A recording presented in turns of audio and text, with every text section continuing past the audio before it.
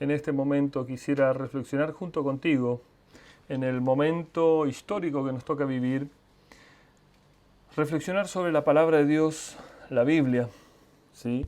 Que nos trae siempre fortaleza espiritual. Y te quisiera invitar a abrir allí en el libro de Jeremías, capítulo 16.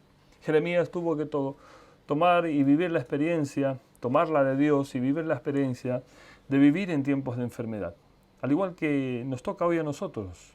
Y allí en el verso 4 del capítulo 16 de Jeremías, nosotros nos encontramos con esta declaración de dolorosas enfermedades morirán, no serán plañidos ni enterrados, serán como estiércol sobre la faz de la tierra, con espada y con hambre serán consumidos, y sus cuerpos servirán de comida a las aves del cielo y a la bestia de la tierra.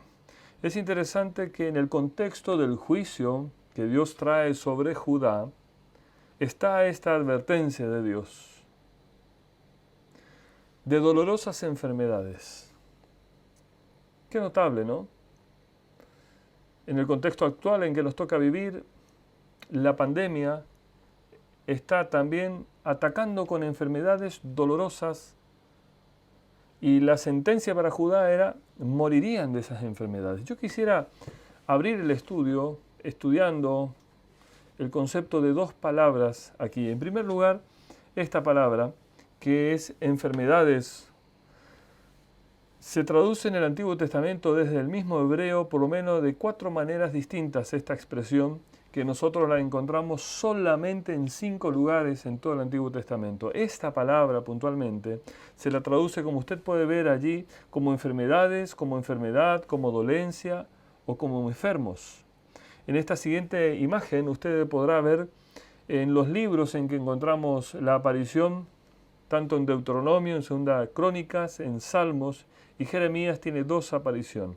Vemos los textos, Deuteronomio 29, verso 22, habla de las enfermedades de que Jehová habría hecho enfermar. Jeremías 16, 4 es el texto que recién acabamos de leer. Segunda Crónicas 21, verso 19, tenemos la tercera aparición de este término en hebreo, muriendo así de enfermedades muy penosas. Fíjense cómo está relacionado siempre esta expresión de enfermedades. En Salmo 103 habla de que Dios en el verso 3 sana todas nuestras enfermedades. Y la última recurrencia que encontramos en este término hebreo está allí en Jeremías también capítulo 14, verso 18, ¿no? Donde la enfermedad está asociada con el hambre, otra desgracia que ha acarreado la humanidad por distintos momentos de la historia, ¿no? Hambre asociado a enfermedades y asociado a muerte. Ahora, la otra palabra que yo quisiera que podamos reflexionar juntos es matot, muerte en hebreo, que solamente esta palabra está traducida de 2 maneras, o como una muerte dolorosa o una enfermedad dolorosa, o como una enfermedad de muerte, una enfermedad mortal. Y aquí están las apariciones, ¿sí? Justamente en el texto que estamos estudiando y en Ezequiel 28:8, donde aparece como la muerte de los que mueren en medio de los mares. Terrible manera de morir.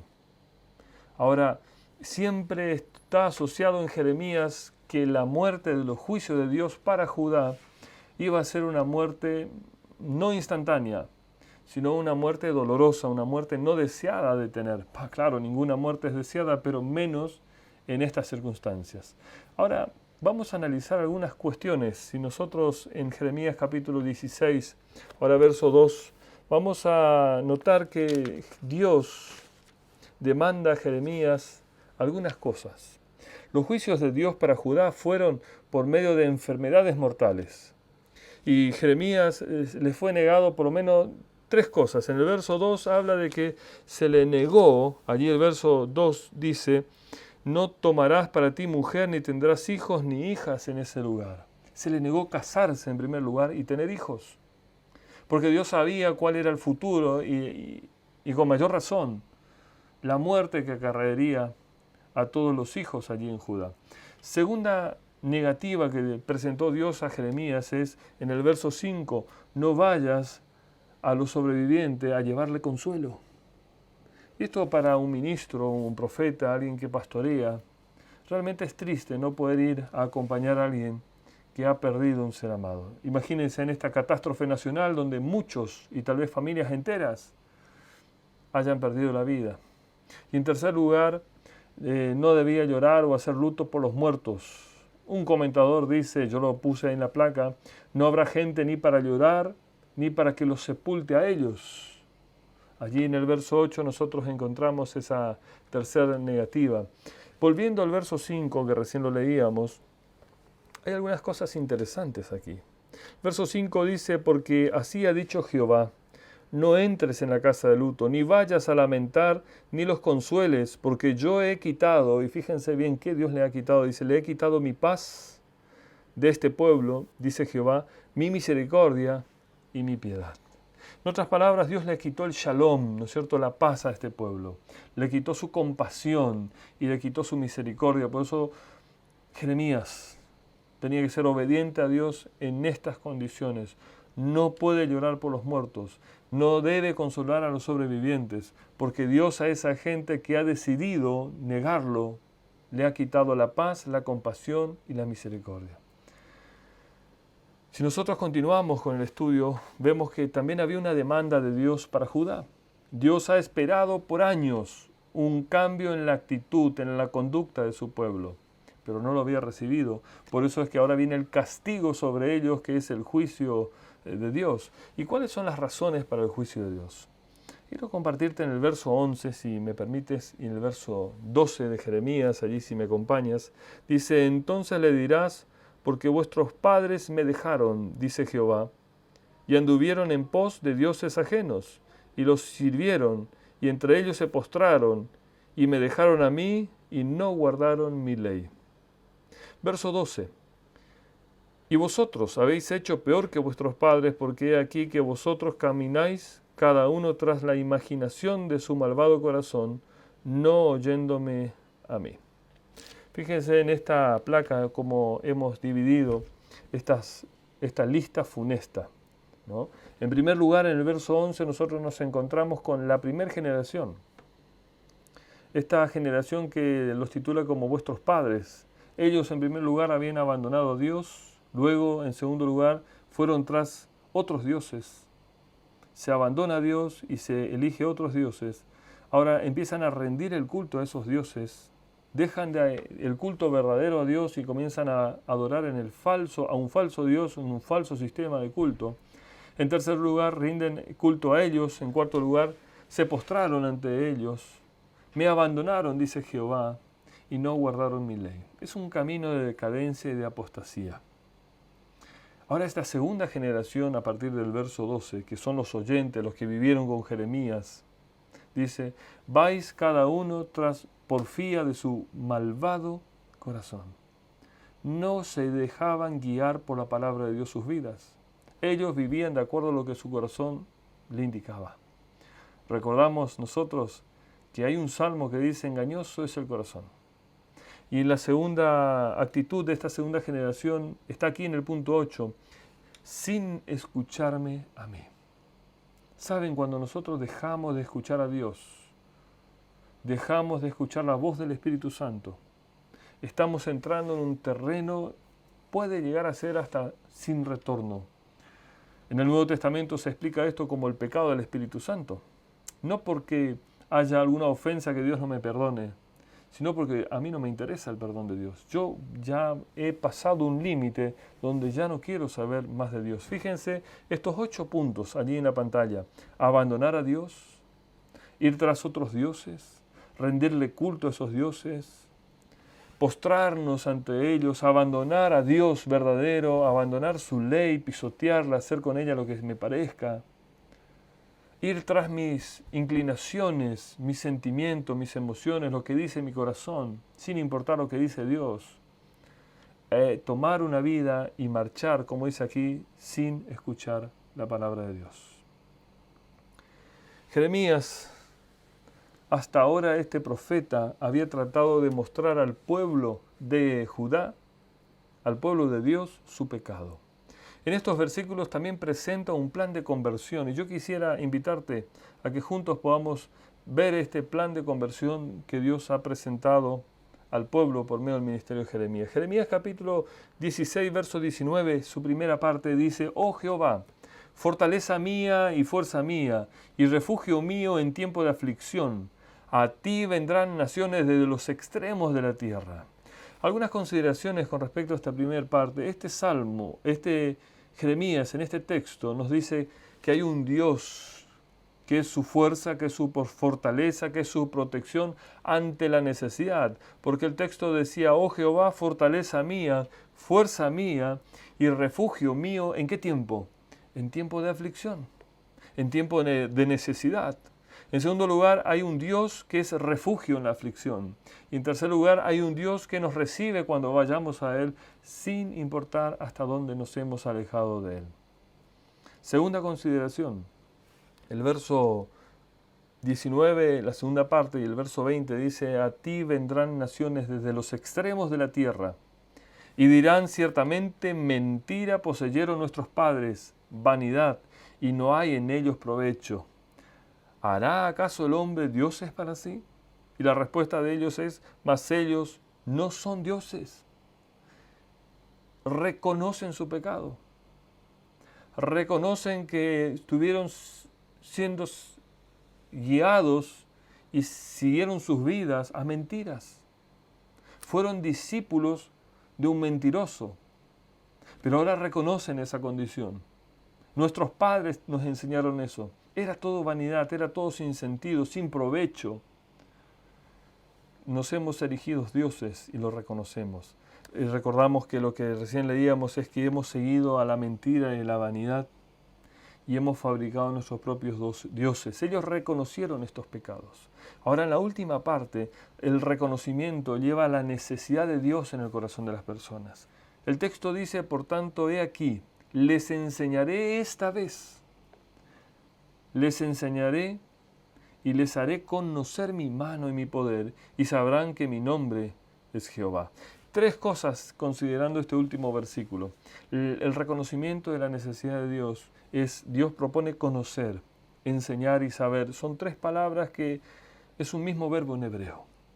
En segundo lugar, conocerán el poder y la fortaleza mía. En otras palabras, literalmente conocerán el poder de mi mano. Dios es un Dios poderoso que puede librarnos de cualquier enfermedad y cualquier circunstancia o cualquier problema. Y en tercer lugar, sabrán. Finalmente el ser humano debe reconocer a Dios como el Jehová del pacto. Ellos sabrán. Ellos dejarán de correr detrás de sus inclinaciones y ahora volverán. En medio de la crisis, el profeta tiene la esperanza de que el ser humano reconozca su situación y vuelva a Dios. Nosotros, como Jeremías, también tenemos y tendremos que tener esa esperanza con nuestros más allegados, con nuestra familia, con nuestros amigos, nuestros compañeros de trabajo, que no conocen a Dios, que viven sus vidas o están distanciados de Dios, que está la esperanza viva. Ellos pueden llegar a reconocer a Dios, ellos pueden volver a Dios o venir a Dios. Venir a Dios. Fíjense lo que declara la hermana de White en esa carta número 1 en el año 1875.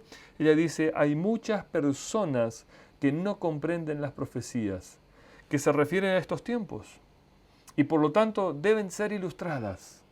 Es el deber de los centinelas y los laicos dar a la trompeta un sonido certero.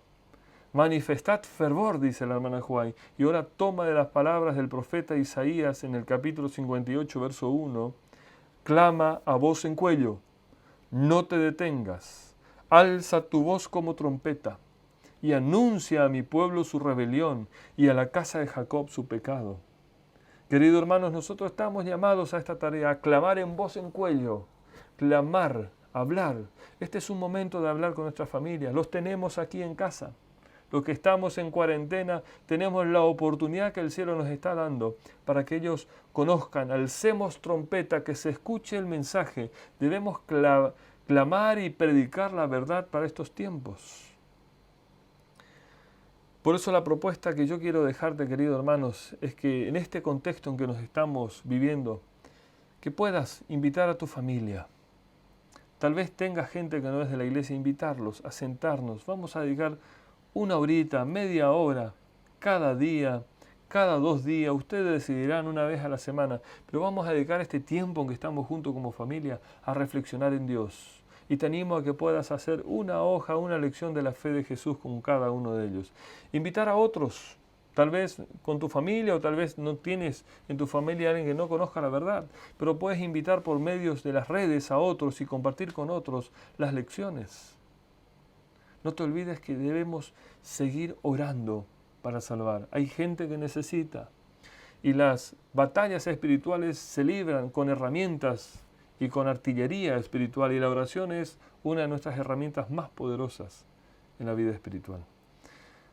Hace un par de días estábamos en un culto de oración y uno de los hermanos había dicho que le había llamado a su hermana en sangre que por mucho tiempo había dejado la iglesia y que con esta cuarentena había reflexionado, había recapacitado y ya ha tomado la decisión de que cuando se abra el templo de vuelta, ella va a empezar a asistir y tomó la decisión de bautizarse porque quiere prepararse para estar lista en la segunda venida de Cristo.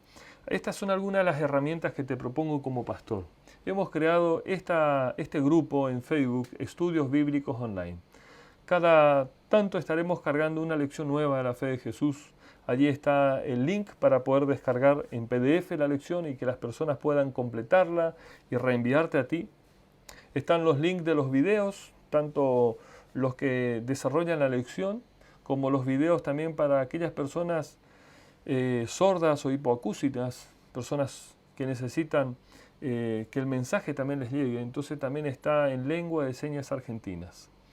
No te olvides de que en este canal de la fe de Jesús nosotros podemos utilizarlo para que siga predicando a otros y podamos ganar a tantos en estos tiempos. Y cuando nos reencontremos en el templo, podamos contarnos los unos a los otros las grandes y maravillosas obras que Dios nos ha hecho mientras nos tuvo retenidos allí, aguardando para que la enfermedad pase, pero mientras tanto sembrando en los corazones de las personas esperanza, sembrando en sus corazones la presencia del Espíritu Santo y ellos tomando decisiones de conversión en sus vidas y preparándose para la venida de Jesús, que queridos hermanos es en breve.